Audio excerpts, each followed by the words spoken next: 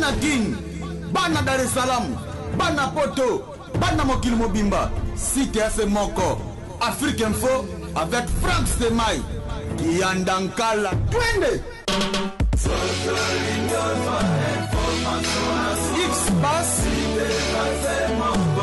Marandura,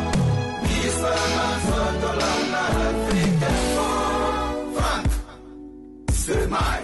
Yassika Eye na Kinshasa. Restaurant l'Orangerie. Restaurant l'Orangerie. Koutia Koussia Balala. Na spécialité na bango. Poulet au makala. Poulet au makala. Souka nelengi. Basuki wanate. Olingi kolia bio. Yakambangu na restaurant l'Orangerie. Na service na bango. Cuisine congolaise. Olingi kolia biloko mboka na yo. Nyonso ezali kote masanga kutu bosana po nyonso ezali ata kutu masanga ya pompe bazo pompe pe ozomela ya malili otuninga adresse eza mosika te ya kaka na boulevard du 30 juin arrêt Vodacom mosika te na BCDC service ya kolobela te un personnel très qualifié et bongo chaque samedi la musique douce du groupe Les Professionnels. Bienvenue et surtout bon appétit. Vous, en réalisant ce film, il y a certains journalistes qu'on n'a pas retrouvés. Comme qui on peut avoir des noms. On peut avoir des noms. C'est très amusant de ces journalistes. Je pense que vous avez fait le choix, en fait. Vous avez fait le choix. C'est un choix et c'était aussi en fonction de ce que j'avais. Je commençais par les artistes. Quand on parle des artistes, vous avez cité Josar Nyokalumbo, vous avez cité les artistes de Wenge Musica, donc on va dire JB ou Erasan. Ces personnes-là le savent. Lorsque j'ai commencé à faire ce documentaire, je les ai contactés. J'ai essayé d'avoir M. Josar Nyokalumbo. Je sais que c'est un très très grand artiste du pays, qu'il a commencé avec Papa Wemba chez Zaïko. Et il était indispensable pour moi d'avoir Jossard, le vieux Jossard, mais malheureusement, à l'époque où j'ai commencé le film, il était indisponible. J'avais fait plus de 2 semaines ici à Kinshasa. Je n'ai pas réussi à l'avoir parce qu'il était indisponible pour des raisons qui lui sont propres. Et malheureusement, on n'a pas pu faire l'interview. Pour Wenge aussi, pareil, il y a eu pas mal de soucis de coordination. Moi, je me suis excusé personnellement auprès de Jibin Piana parce qu'avec Jibin Piana, on avait même fait l'interview. Mais on a eu des soucis au niveau technique qui ont fait qu'on n'a pas pu intégrer l'interview. Donc même avant la projection de ce film, j'ai appelé Jibin Piana. Je lui ai dit, voilà vieux, on a fait l'interview, etc. Mais il y a eu des soucis. Il a dit, il n'y a pas de problème, pas de soucis. Ce n'est que partie remise. Maintenant, si on regarde l'histoire de Papa Wemba, c'est la même pour tout le monde. Que ce soit pour Jibin Piana, que ce soit pour Fali Poupa, etc. C'est la même pour tout le monde. On sait quel artiste il a été, on sait ce qu'il a apporté à la musique. Donc, que ce soit X ou Y qui le disent, je pense que ça va revenir à la même chose. C'est comme quand on parle de la Bible. La Bible, c'est la même pour tout le monde. Il y a l'évangile selon un tel, selon un tel. Donc, c'est juste une manière de raconter les choses. C'est juste une manière d'apporter des faits. Après, tout à l'heure, vous parliez d'un souci au niveau de la véracité de certains propos. Il y a des propos qui sont considérés comme faux. Clairement, les propos, en l'occurrence, c'est M. Josar Nyokalumbo qui les a mis en avant en disant que Janana n'avait pas porté le cercueil de Mama Nyondo à l'époque où elle était décédée, c'est ce qu'il explique dans le film. Il explique aussi que Papa Wemba n'avait pas été renvoyé du groupe Yoka Lokole par Mavouela Somo, mais plutôt par Mouta Machakad. Ça, comme j'ai dit, c'est une parole contre notre parole. Nous, on essaie de faire notre travail de journaliste. Vous connaissez très bien ce travail, c'est très difficile. On essaie de faire notre travail de journaliste, recouper les informations, poser des questions, voir si c'est vrai. Après, s'il y a des gens qui se contredisent, il vaut mieux qu'ils en discutent entre eux. Et après, on verra bien qui avait la bonne version. Mais je pense que ce sont des fausses polémiques. L'essentiel, c'est de rendre hommage à l'artiste. L'essentiel, c'est de faire en sorte que les gens comprennent que les jeunes qui vont arriver derrière vont connaître Papa Wemba, comme ils connaissent Michael Jackson, comme ils connaissent James Brown. Il faut faire cette transmission-là, que les jeunes qui vont arriver derrière se disent, voilà, Papa Wemba, c'était lui. C'est ça notre travail aujourd'hui. Merci beaucoup. je vous félicite beaucoup. Les réalisateurs Didier Adiguema, hein, c'est ça? Non, Elvis Adiguema, voilà. Et félicitations pour votre premier film sur l'histoire ou la vie de Papa Wemba qui nous a quittés il y a 2 ans déjà. Et je voulais un peu tourner autour de cette polémique entre Djuna et Nyokalomo. Et Djuna dit que non, ils ont porté les cercueils de Maman Nyondo lors des funérailles, et l'autre dit, Nyokalomo dira à son tour que non, c'est faux. Et vous, en étant réalisateur, est-ce que vous avez allé jusqu'au fond pour donner la lumière à cette polémique?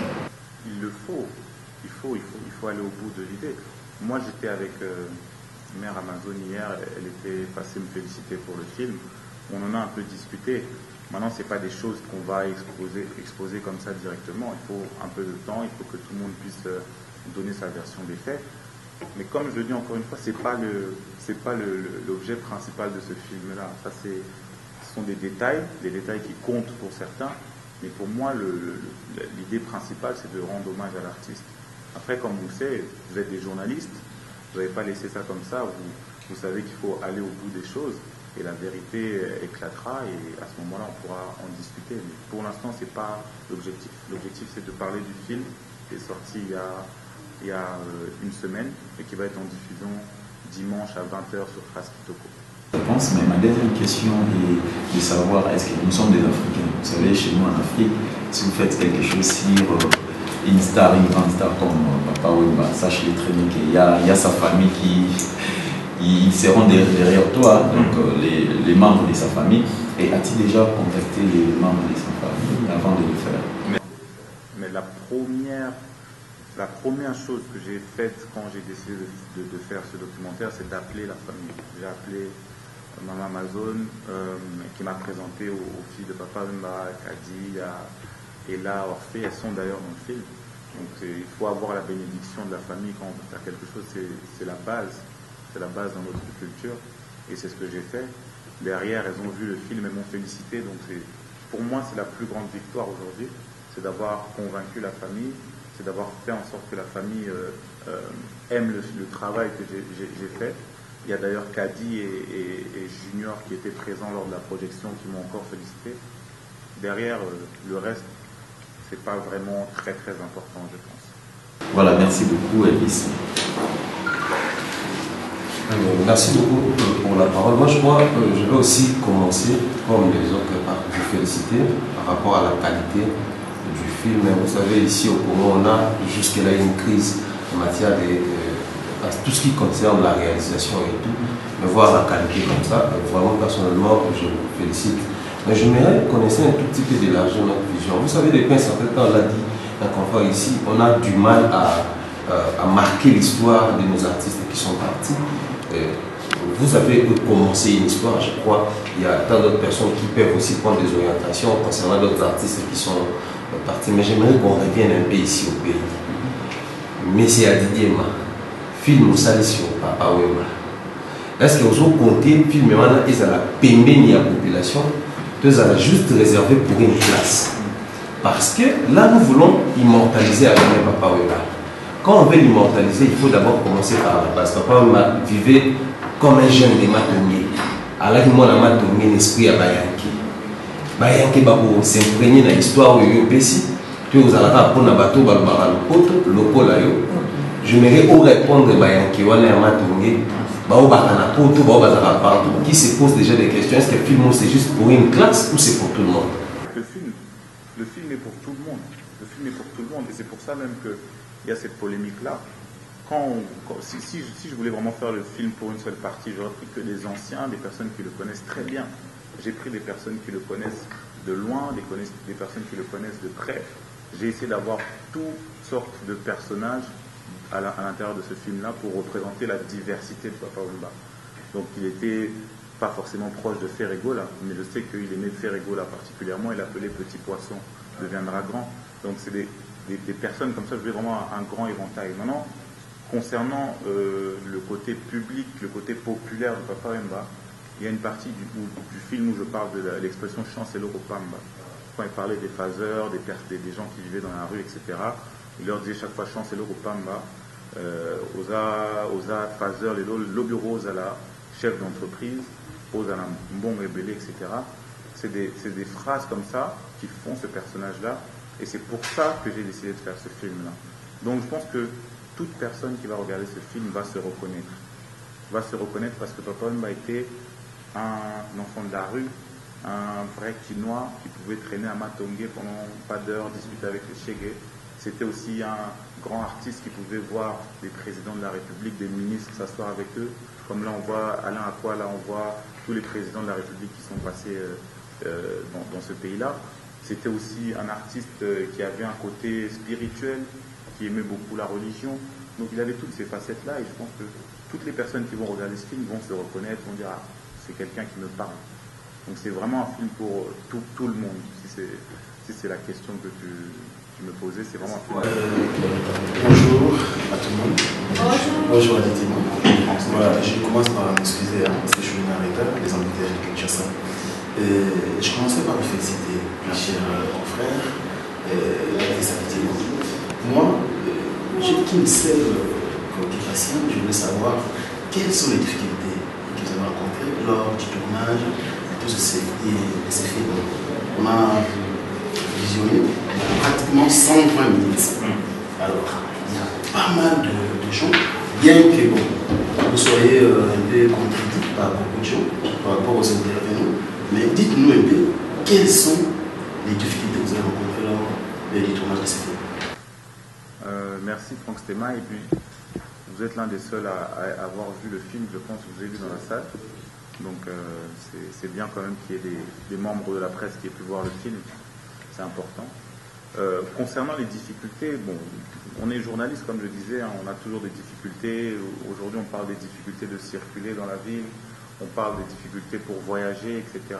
Donc c'est vraiment des difficultés, on va dire, logistiques. Moi je devais aller à Abidjan, au FEMUA pour fêter les 1 an de sa mort, pour voir où il était décédé, donc c'était compliqué à tout organiser. Je devais rassembler des gens qui étaient difficilement joignables.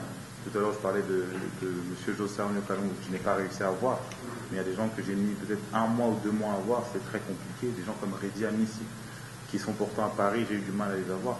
Donc c'est des difficultés comme ça, on va dire, mais c'est des difficultés que nous connaissons en tant que journalistes et qui ne découragent pas. J'ai aussi eu un souci au niveau du lancement. Je pense que ce film devait être lancé depuis les 1 an de sa mort. Et finalement, avec tous les problèmes qu'il y a eu en termes de droit, en termes de montage, en termes de mixage, vous connaissez tous ces soucis-là, ça a pris beaucoup plus de temps et c'est pour ça que c'est sorti aux 2 ans de sa mort.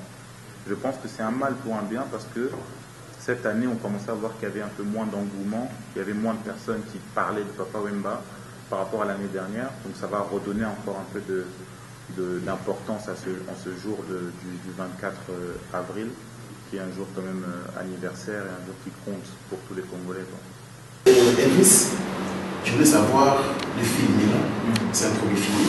Nous assisterons bien sûr à la première diffusion sur Traskitopo, mais après la diffusion du film, quels sont les objectifs par rapport à ce que vous avez compris comme projet? Les objectifs par rapport au film? Par rapport au film. L'idée, comme l'a dit monsieur Thierry, comme l'a dit Thierry, l'idée c'est vraiment que le maximum de personnes puissent voir le film. Alors c'est ce que je disais à la conférence la dernière fois. Nous on a mis quand même un budget pour faire un film, on a fait des déplacements, on a pris du temps. Si aujourd'hui on dit Mbalamoro, tiens, on a YouTube, tu vois, c'est compliqué à expliquer. Donc il faut d'abord exploiter le film sur Trace Kitoko dimanche. Il y aura des rediffusions sur Kitoko. Après, il sera diffusé sur France O, qui est une chaîne française. Il sera diffusé sur TV5 en juin, qui est une chaîne que vous devez connaître. Et je pense que par la suite, on pourra savoir comment on pourra le vulgariser au maximum, que les gens puissent le voir. Mais c'est vrai que c'est un objectif, hein. C'est pas contre les gens, c'est simplement des réalités économiques. On ne peut pas faire un film puis le donner gratuitement directement. Il faut d'abord l'exploiter et derrière le donner gratuitement, à moins que vous rassembliez, vous faites une petite quête pour payer les droits, comme ça vous pouvez diffuser pour les gens qui veulent le voir. Mais c'est compliqué. Mais moi, à titre perso, en tant que réalisateur d'un film, l'idée c'est vraiment que tout le monde puisse le voir et que tout le monde puisse l'apprécier, faire sa critique. Et voilà, moi je pense que pour revenir aux critiques, etc., moi c'est un honneur pour moi. C'est un honneur de voir Monsieur Jossa Kalongo parler de mon film, en bien ou en mal. C'est un honneur pour moi de voir un journaliste comme Nati Le Collet parler du film, donner ses impressions. Moi je suis dans un apprentissage. Je sais que c'est mon premier film, il y aura des choses que les gens vont aimer, il y aura des imperfections. Le prochain, ce sera peut-être différent. Et en général, je pense que les retours sont positifs. Les retours sont positifs, donc c'est l'essentiel. Merci Elvis Abdima. On va comprendre Alain Delec qui a une question pour ça. Merci Diaskabou, merci Didier Ma. Je crois quand même, puisque nous sommes amenés par les temps, on est obligé de passer par une autre étape. Alors, il y a une question qui me vient en tête. Puisque nous sommes journalistes, nous sommes de la presse, nous savons qu'il y a 3 étapes que vous avez utilisées. Il y a une collecte d'informations et puis ensuite il y a une traitement. Après, voilà, nous attendons la diffusion en fait. Mais en parlant de ça, revenons sur le traitement des éléments en fait. Aujourd'hui, il y a certains éléments qui sont mis peut-être en cause aujourd'hui, où les gens ne sont pas du tout d'accord par rapport à cela. Que pensez-vous par rapport à cela? Y aura-t-il une deuxième partie qui pourra vous racheter par rapport à ces informations qui sont considérées comme étant fausses informations? Ou que pensez-vous par rapport à tout cela? Ça, c'est comme je l'ai dit il y a quelques minutes, ça va être un face-à-face en fait. Quand on parle de la polémique sur Juna, etc., M. Jananas, on ne peut pas revenir dessus. Ce sera sa parole contre la parole des autres. Je pense que généralement dans le film, je n'ai pas fait d'erreur au niveau des dates, je n'ai pas fait d'erreur au niveau de la chronologie, des erreurs au niveau de quoi que ce soit. C'est simplement des personnes qui sont à l'intérieur du film, qui ont dit des choses que certaines autres personnes estiment fausses. Qu'est-ce qu'on peut y faire? C'est comme si demain vous faites un micro-trottoir, vous sortez dans les rues de Kinshasa et vous avez une personne qui vous donne une mauvaise information et ça passe au JT. Ce sont des choses qui arrivent. Et tant qu'on n'aura pas le fin mot de l'histoire, tant qu'on ne saura pas exactement qui a raison, qui a tort, il vaut mieux ne pas prendre position. Concernant un autre documentaire, un autre film, j'invite moi, comme je l'ai dit, chaque réalisateur à faire ce qu'il faut pour sortir un film et donner sa vision des choses sur Papa Wemba. Donc c'est plus comme ça que je vois les choses. Moi j'ai fait un travail, je vais, quoi qu'il arrive, défendre mon travail. Si les personnes ne sont pas d'accord, qu'elles fassent un travail qu'elles vont elles aussi défendre. Et je serai aussi le premier à le critiquer. Parfait, à la deuxième partie de notre émission qui est vraiment très Kitoko. Et ma question est celle-ci. C'est que je voulais savoir pourquoi M. Juna Janana a menti. Et ma deuxième question est quelle a été la réponse de Nyokolon? Il y a qui et qui ont porté cette maman Lyondo? Je redis encore, moi je ne sais pas si M. Juna Janana a menti. Il faut recouper les informations, il faut faire un travail journalistique. Ah, non, il n'a pas donné de nom. Il a simplement dit que M. Juna Janana n'était pas présent. Tout simplement parce que la date du décès de Maman Nyondo ne coïncide pas avec l'arrivée de Juna Janana au sein de Viva la Musica ou de Zaiko ou de tous les groupes que Papa Wemba a fait. Moi, mon hypothèse, peut-être que Juna Janana a porté le cercueil en tant que petit du quartier. Voilà. Donc, c'est des choses. Il a un droit de réponse, je pense qu'il a un droit de réponse. Moi, je suis au milieu, c'est moi qui ai fait le film. Il a un droit de réponse, il répondra et on tirera au clair ces informations. Moi, j'ai eu une discussion avec Maman Amazon qui m'a donné sa version des faits, mais je ne veux pas l'exposer comme ça. Il faut d'abord attendre que toutes les informations remontent. C'est sûr que Juna Janana et Veno Kalongo, il pensait à filmer. Après, c'est des thèmes sous-sous. Et là, on va prendre la deuxième partie qui est très Kitoko. Déjà, il y a plein de jeunes talents qui se posent des questions. Est-ce que Kitoko les a pas pris des gaz pour toutes ces célébrités-là? Ou comment? Et on se pose aussi des questions, toujours des jeunes. Et presque Kitoko, oui. Et s'il y a des jeunes qui viennent avec leurs produits, et leurs produits ont marché. sur Lyon, c'est dans Trace Kitoko, on a rémunéré au commun. Et donc, deuxième partenaire, sur le formé, ça va Trace Kitoko, donc, pour expliquer grâce à la question, moi, j'ai donné une petite aperçu de ce que les artistes se posent des questions, se demandent d'ailleurs, mais on va prendre Claudie et va poser ces questions par rapport à Trace Kitoko. Je suis encore venue à propos des traces Kitoko. Comme vous avez dit avant, vous êtes le réalisateur de tous les traces, ça veut dire Trace Africa. Et vous pouvez nous expliquer, comme avant, nous avions eu Trace Africa. Et comment s'est fait-il de sur la trace Kitoko? Qu'est-ce que vous avez envisagé en cela? L'idée de Trace Kitoko, en fait, justement, c'est par rapport à Trace Africa. On s'est aperçu qu'il y avait beaucoup de clips congolais qui arrivaient pour Trace Africa, mais on ne pouvait pas tous les passer. Donc il fallait trouver une solution pour quand même passer ces clips-là qui étaient de bonne qualité. Et voilà, on peut pas. Quand on a une chaîne comme Trace Africa, on parle de toute l'Afrique, on parle de la Guinée, on parle de la Côte d'Ivoire, on parle de tous les pays d'Afrique, et on ne peut pas avoir par exemple 10 artistes congolais qui sont en playlist sur Trace Africa. Mais pour autant, ces 10 artistes congolais peut-être ont des beaux clips, ont un beau niveau. Si tu prends Ferré, Fali, Kofi, Fabregas, Deplik, Robinho, tu as déjà 5-6 artistes. Et quand on doit faire une playlist, il faut quand même qu'il y ait un équilibre. Donc l'alternative qu'on a trouvée, la solution qu'on a trouvée, c'est de créer une chaîne propre à la culture congolaise, aux cultures congolaises, puisqu'il s'agit des deux pays. Et l'idée de Trace Kitoko est venue comme ça, Congo-Brazza. Et l'idée de Trace Kitoko est venue comme ça, c'était une solution aux problèmes qu'on rencontrait sur la chaîne Trace Africa. Donc je pense que ça veut dire beaucoup de choses. Ça veut dire que la culture congolaise est riche, ça veut dire que la musique congolaise reste forte, ça veut dire qu'il y a des choses à faire dans la musique congolaise, et ça doit donner de l'espoir aux artistes.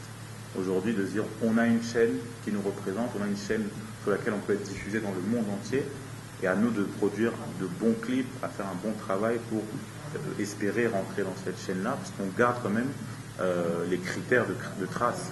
C'est pas parce qu'on fait une chaîne purement congolaise qu'on va baisser nos critères et qu'on va accepter tous les clips. On garde les mêmes critères, mais on ouvre un peu plus avec les jeunes talents, les gens qui ont du mal à rentrer sur Trace Africa. Je voudrais ajouter encore une question concernant l'objectif des Traces Kitoko. À peu près un mois déjà. Voilà. Pardon? 4. Ok, bientôt là, vous allez tout dire un mois. Et quels sont vos bénéfices? Vous êtes les musiciens, qu'est-ce qu'ils vont bénéficier de vous? C'est bien que vous dites quels sont nos bénéfices, parce que nous déjà on ne gagne pas beaucoup d'argent en faisant ça. Ça c'est, on va pas dire un sacrifice, mais c'est un beau cadeau qu'on fait, c'est une opportunité qu'on donne, sans pour autant savoir comment on va se rémunérer. On sait très bien comment marche Trace Africa, on sait très bien comment marchent nos chaînes, et là c'est un risque qu'on prend en se disant on va créer une chaîne pour les artistes congolais, mais si ça ne marche pas, on ne va rien gagner. Donc déjà avant de parler du bénéfice des artistes congolais, il faudrait penser à nous-mêmes nos bénéfices. Pourquoi on fait cette chaîne-là, sachant qu'on n'a pas de garantie de bénéfice? Bon, ça c'est la première chose. Maintenant, concernant les artistes eux-mêmes, je pense que, comme toutes nos chaînes, on a 9 chaînes aujourd'hui, comme toutes nos chaînes, on est tenu de payer des droits, on est tenu de respecter la législation, puisqu'on est diffusé dans tout le monde entier. Et logiquement, il y aura un mécanisme qui sera mis en place pour rémunérer les artistes, avec les droits d'auteur, etc., les droits de passage, enfin les droits d'auteur, oui, qui seront générés par les passages en télé. Donc, je pense que c'est une très très bonne opportunité pour les artistes et il faut vraiment qu'il y ait un engouement, que les gens comprennent ça. Pour adhérer, je ne sais pas, pour faire passer une clip ou l'autre sur un Trace Kitoko, comment vous procédez? Normalement, on procède par envoi via mail.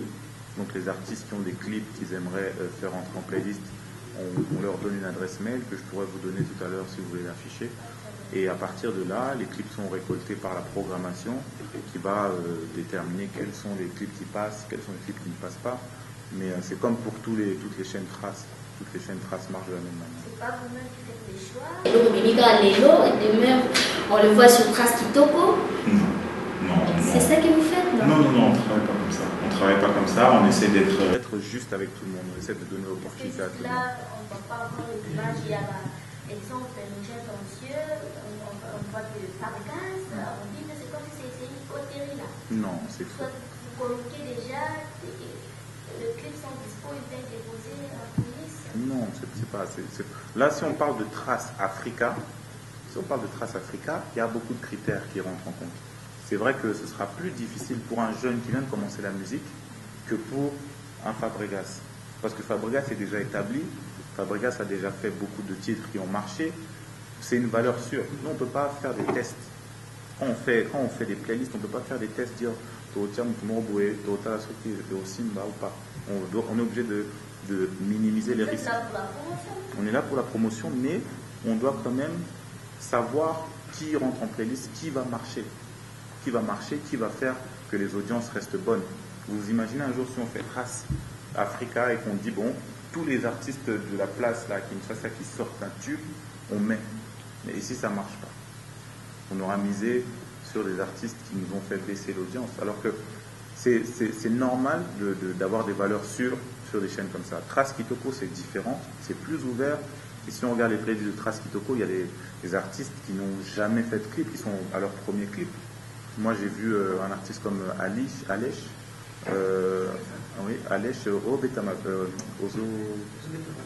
Inos BC, Ozo Betamabe, Wamotema. Voilà. Ce genre d'artistes-là, je ne les connaissais pas auparavant. Il y a pas mal d'artistes, des jeunes filles comme... j'ai oublié même son nom. Pardon? Sarah Kaloumé. Il y a beaucoup d'artistes qui viennent de commencer ou qui n'ont pas forcément un gros impact à la base, mais qui dans Trace Kitoko trouvent un peu leur place. Donc c'est comme ça qu'ils peuvent même grandir dans Trace Kitoko et puis arriver sur Trace Africa après. C'est une belle opportunité, je pense. Merci Didier, merci pour revenir sur vos propos. Je crois que vous avez parlé d'intérêt en fait. Je pense que certainement, parce que Trace est déjà une grande structure. En regardant déjà Trace urbaine, Trace Africa, et puis actuellement nous avons Trace Kitoko qui est mise en place. Et en parlant de ces artistes et musiciens, puisque nous avons un souci, ces artistes qui travaillent à fond, qui donnent le meilleur d'eux-mêmes, en retour, c'est vrai, ils vont faire le succès. Le succès, quand il y a le succès sans argent, c'est rien en fait. On aimerait bien aussi que ces artistes se retrouvent par rapport à ce qu'ils sont bien à faire. Puisque déjà pour Trace, déjà de vous êtes exigeant, vous avez besoin d'une bonne qualité. Ça veut dire déjà que l'artiste doit travailler avec des professionnels, des gens qui s'y connaissent dans la matière. Mais en retour, vous avez parlé tout à l'heure de vos intérêts en fait. Déjà, Trace Kitoko est déjà sur le bouquet. Je crois que nous payons. Déjà pour regarder Trace Kitoko. Moyennant 20 $. Déjà, s'il faut parler d'intérêt, je pense que déjà c'est bon, puisque déjà vous êtes sur le bouquet. Et quelle est la part de ces artistes et musiciens en dehors de la promotion? Puisque vous, là, vous touchez plus sur le plan promotionnel. Oublions que ces artistes, c'est le premier tube qui sort, il y aura un deuxième. Et s'il n'a pas de moyens, est-ce que Trace va mettre le moyen, puisque c'est un artiste généralement qui a déjà de potentialité, et puisqu'on ne veut pas rater quand même cet artiste, il faudra peut-être le motiver par rapport au deuxième tube. Ça, c'est ma première question. Ça tombe très bien de poser de bonnes questions parce que j'ai de bonnes réponses aussi. Aujourd'hui, on a justement développé ce qu'on appelle un pôle musique business. Et c'est là où je vous explique que je suis directeur artistique. L'idée, c'est justement d'accompagner les artistes sur lesquels on va déceler un potentiel pour qu'ils puissent encore plus éclater.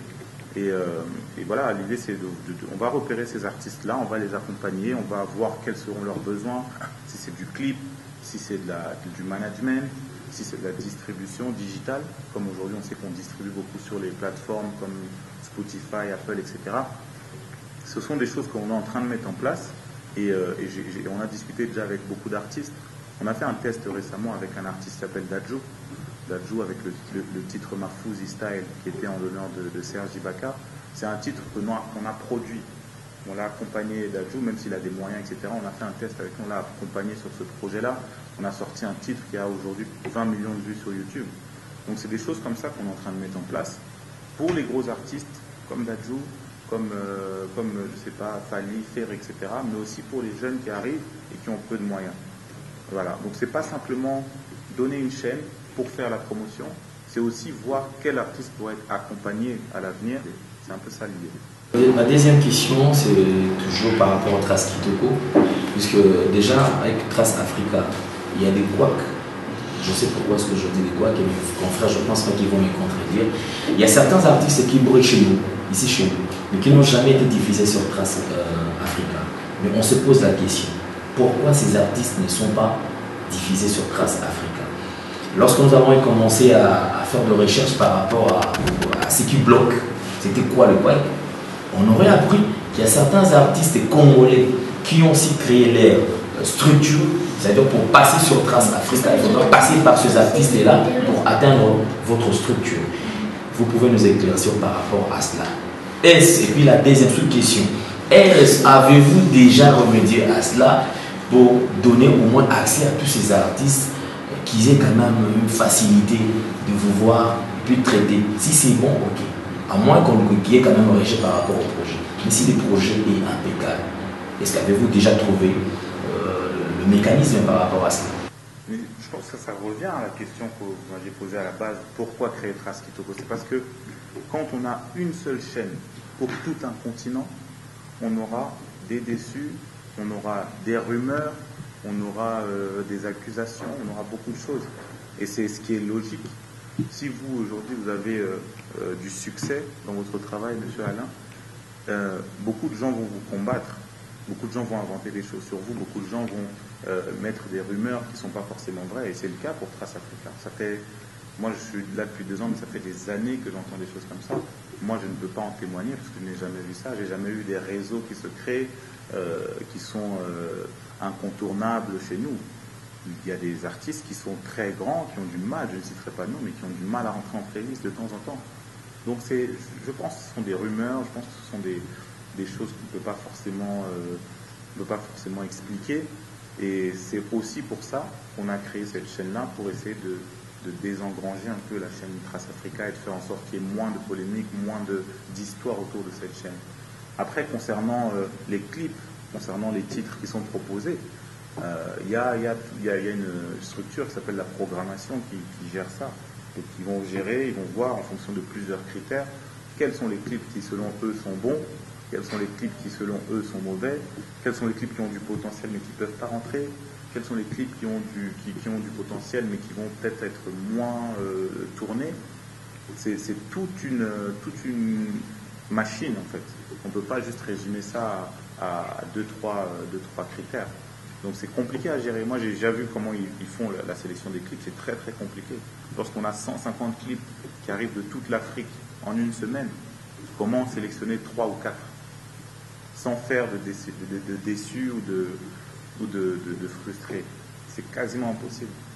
Donc il faut voir les deux côtés. Il faut voir le côté des artistes qui ont du mal à passer, il faut voir aussi le côté de Trace qui a énormément de clips à traiter, qu'il y a des choix à faire qui sont très difficiles, et c'est pour ça que ça crée des fois ces tensions-là. Merci Elvis. Le dire, il y en aura toujours. On est des humains.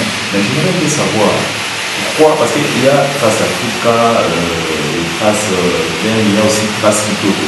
J'aimerais savoir pourquoi vous avez choisi seulement Congo Kinshasa et Congo Brazzaville. Pendant qu'il y a aussi l'Angola, Zambie, Tanzanie, Gabon, il y a aussi des musiciens qui se développent pas mal. Mais pourquoi vous avez choisi les 2 pays voisins? Et la deuxième question, quelles sont vos exigences par rapport, avant de pouvoir diffuser un clip? Voilà. Francis, moi je vais vous répondre par une question aussi. Selon vous, est-ce que la musique congolaise est au même niveau que la musique angolaise ou gabonaise ou éthiopienne, selon vous? Si on prend la richesse de cette culture, la richesse de cette musique, on estime qu'on peut créer une chaîne. On estime qu'on a suffisamment d'éléments pour créer une chaîne et qu'on peut la faire perdurer et qu'on peut la développer.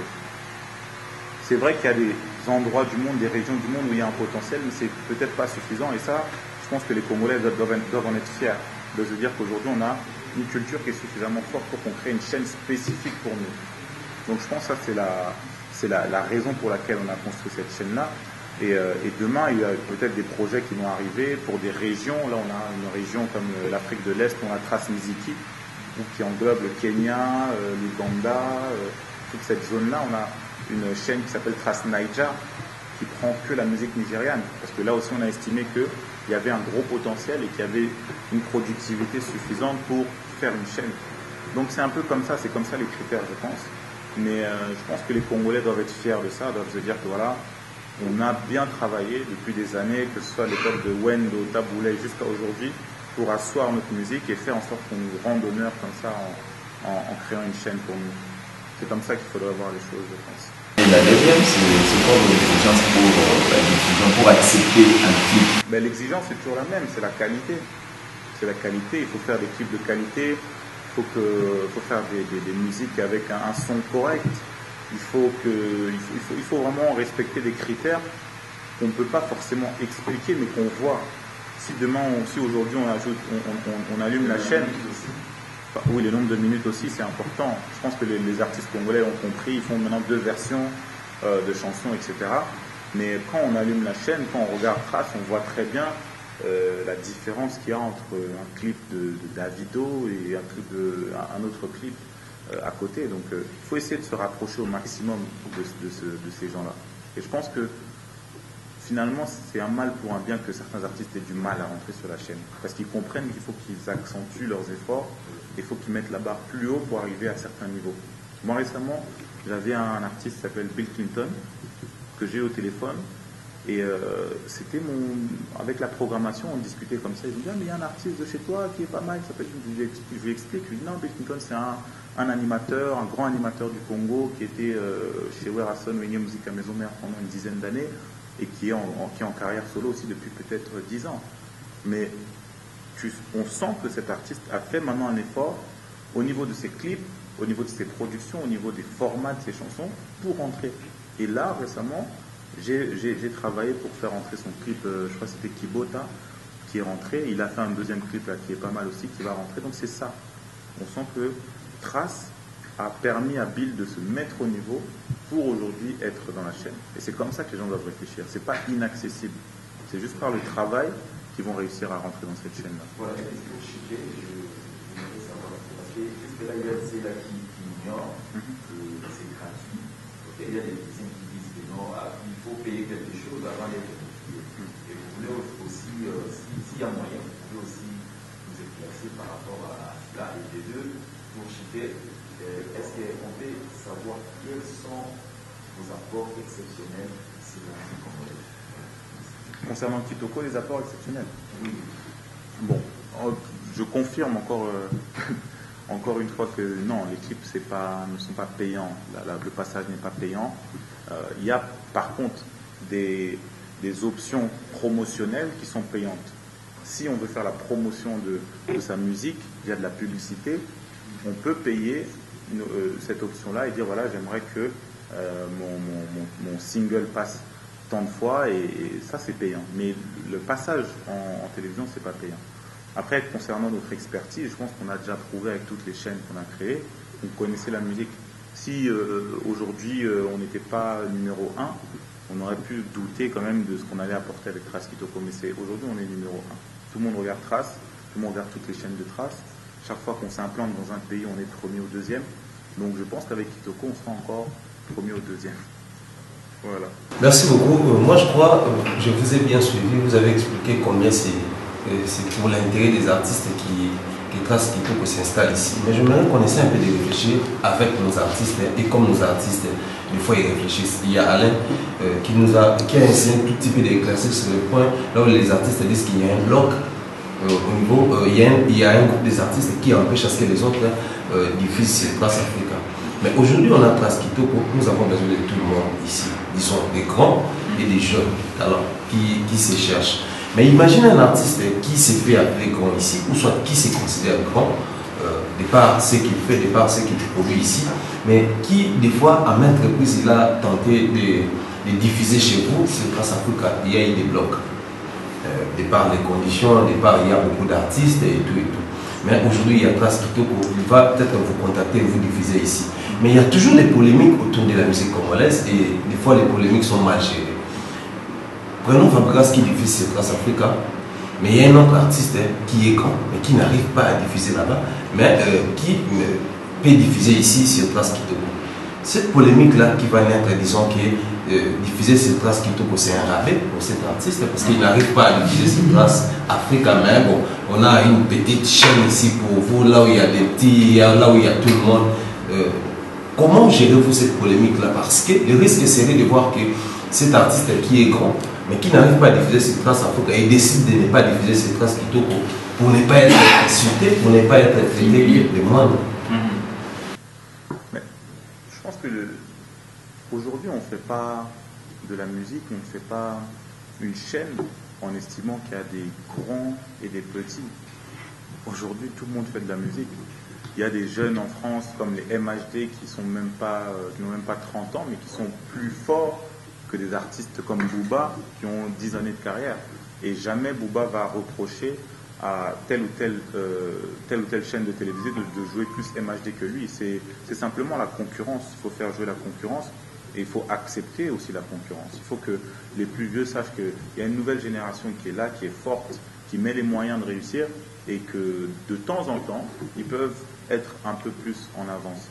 Après, si des artistes estiment que passer sur Trace Kitoko, c'est un rabais, libre à eux de le penser et libre à eux de prendre des décisions qui voudront. Donc, mais je ne pense pas que ce soit la bonne manière de réfléchir. Aujourd'hui, il y a 2 chaînes, il y a 2 canaux de diffusion. Même si on est diffusé que sur Trace Kitoko, ça reste un canal de diffusion. Ça reste une visibilité. On peut pas, logiquement, on ne peut pas se priver de visibilité et dire que je ne vais pas passer sur cette chaîne-là parce que je n'ai pas accès à la grande sœur. Donc voilà, il ne faut pas réfléchir comme ça, il ne faut pas réfléchir grand, petit, il faut réfléchir juste en termes de musique et de concurrence. C'est comme ça que je vois les choses. Si je crois, vous avez dit il y a Trace urbaine, Trace Kitoko, Trace Musiki, Trace Niger. Pour finir, Trace Africa va perdre son esprit de diffuser l'Afrique. Parce que avec le temps, on va finir par avoir d'autres traces, et après, Trace Africa n'aura plus besoin d'exister. Je pense pas. Je pense que Trace Africa reste quand même la maison mère. Comme vous le dites vous-même, les artistes préféraient passer sur Trace Africa que sur Trace Kitoko. Donc si on tue Trace Africa, où sera le défi? Où sera l'objectif? Donc je pense non, pour l'instant, Trace Africa se porte bien. Les chaînes de Trace en général se portent bien. Et je ne vois pas pourquoi ça changerait à l'avenir. Il y a des gens qui disent déjà, il y a des langues qui célèbrent, disons que partout, Trace pointe ses pieds. Il y a des maisons de production qui finissent toujours par arriver, des grandes maisons de production. Est-ce que les artistes congolais peuvent espérer à cela? Est-ce une fausse information? Non, c'est une vraie information. Trace est très fort, par exemple, en Côte d'Ivoire, à Abidjan, et on a vu qu'Universal s'y est installé, et que les grandes majors s'y sont installées. Donc c'est une opportunité. Moi, je pense que c'est vraiment, comme je le dis, une chance. Il faut voir ça comme une chance et un espoir pour tous les artistes de se dire que là, on a enfin pointé l'objectif sur nous et à nous de faire nos preuves. Si demain, les artistes congolais ne font pas l'effort et qu'il n'y a pas de bons résultats, ils ne pourront s'en prendre qu'à eux-mêmes, je pense. Donc c'est vraiment une grande opportunité. Il faut le réaliser, il faut faire ce qu'il faut pour se mettre en avant, je pense. Voilà, à mes services, j'ai une question par rapport à CCG. Une Trace Kitoko, c'est bien.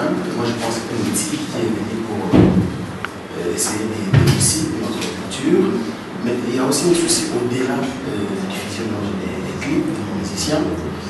Nos artistes ont un problème sur la production scénique. Est-ce que vous pensez aussi à ça? Par exemple, les artistes musiciens qui ont des albums sur le marché, qui font bien la promotion, mais qui manquent des producteurs sur le plan scénique. Et ça revient à ce que je disais tout à l'heure. Moi, je pense que l'idée, c'est pas seulement d'accompagner un artiste via la promotion sur la chaîne. L'idée, c'est vraiment d'accompagner un artiste, comme on dit chez nous, 360 degrés, sur tout ce qu'il fait, sur tout ce qu'il a comme potentiel. Et c'est sûr que le côté production, le côté scène, c'est quelque chose d'important. Nous, on encourage les gens à toujours venir nous voir quand ils décident de faire des tournées africaines, quand ils décident de se produire sur scène. On les encourage toujours à venir nous voir, savoir qu'est-ce qu'on peut mettre en place ensemble pour donner encore plus d'impact à ces productions scéniques-là. Donc, le message aujourd'hui qui devrait passer aux artistes, c'est qu'il ne faut pas qu'ils hésitent à venir vers nous. Il ne faut pas qu'ils aient une crainte en se disant que on n'aura pas une oreille attentive où leurs revendications, leurs demandes ne seront pas traitées. Il faut venir vers nous, il faut poser des questions. S'il y a des nécessités, des besoins en termes de production, des besoins en termes de distribution, d'édition, etc., publishing, on est présent et on peut répondre à toutes ces questions-là aujourd'hui. À l'époque, on n'était qu'une chaîne qui diffusait. Maintenant, on essaie vraiment de créer tout cet environnement-là autour des artistes-là. Oui, monsieur, j'aimerais bien que vous puissiez évoluer en interne par rapport au concept Kitoko. D'où est venue cette inspiration? Car je m'aperçois que la Kitoko s'est inspirée. Aussi, quelle est la force de votre chaîne Trace Kitoko? Alors, l'idée de Kitoko, après, on a beaucoup réfléchi. On a beaucoup réfléchi à l'époque où on voulait créer cette chaîne. On savait qu'on voulait une chaîne avec les cultures congolaises. On a réfléchi au nom, on parlait à l'époque de Trace Ndoulé, on a parlé de Trace Elengi, on a eu beaucoup d'idées et notre choix s'est arrêté sur Kitoko un peu comme par hasard parce que c'est vrai que c'est un mot qui sonne bien, c'est un mot qui veut dire beaucoup de choses, qui représente le côté positif dans son ensemble. Après c'est sûr que c'est un terme qui est beaucoup utilisé par M. Falik ou pas avec son terme Tokos, mais non, on ne s'est pas inspiré non plus de lui, c'est simplement le mot qui représente le mieux notre chaîne, parce qu'on veut vraiment donner un espoir à la jeunesse, on veut que la jeunesse soit dynamique, que la jeunesse soit positive tout simplement. Et Kitoko c'est le bon mot.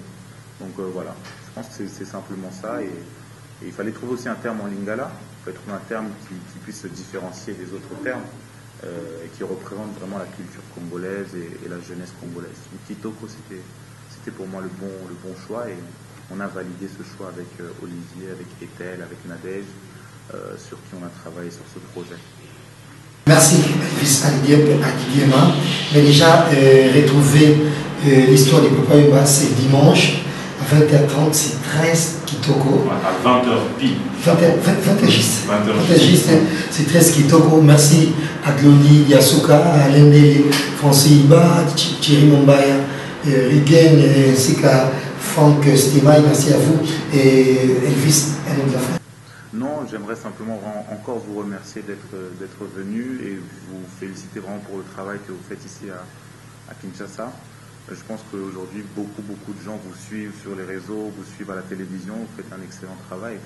Et j'aimerais qu'avec l'arrivée de cette chaîne, on puisse travailler vraiment ensemble, qu'on puisse être beaucoup plus proche dans l'échange d'informations, dans la promotion des artistes congolais. Et voilà, c'est vraiment un grand plaisir d'être là et d'être face à vous et je vous remercie de votre présence. Merci. Yasika Eye na Kinshasa Restaurant L'Orangerie. Restaurant L'Orangerie Koutia Kusia Balala. Na spécialité na bango poulet au makala. Poulet au makala Souka nelengi Basuki wanate Olingi kolia bio Yakambangu na Restaurant L'Orangerie. Na service na bango cuisine congolaise. Olingi kolia biloko mboka na yo nyonso ezali. Kote masanga kutu bosana po nyonso ezali. Ata kutu masanga ya pompe bazo pompe pe ozomela ya malili. Otuninga adresse eza mosika te ya kaka na boulevard du 30 juin arrêt Vodacom mosika te na BCDC. Service ya kolobela te, un personnel très qualifié. Et bon, chaque samedi, la musique douce du groupe Les Professionnels. Bienvenue et surtout bon appétit. Bana King, Bana Dar es Salaam, Bana Poto, Bana Mokil Mobimba, CTF Moko, Afrique Info avec Franck Semaï, Kiandankala, Twende.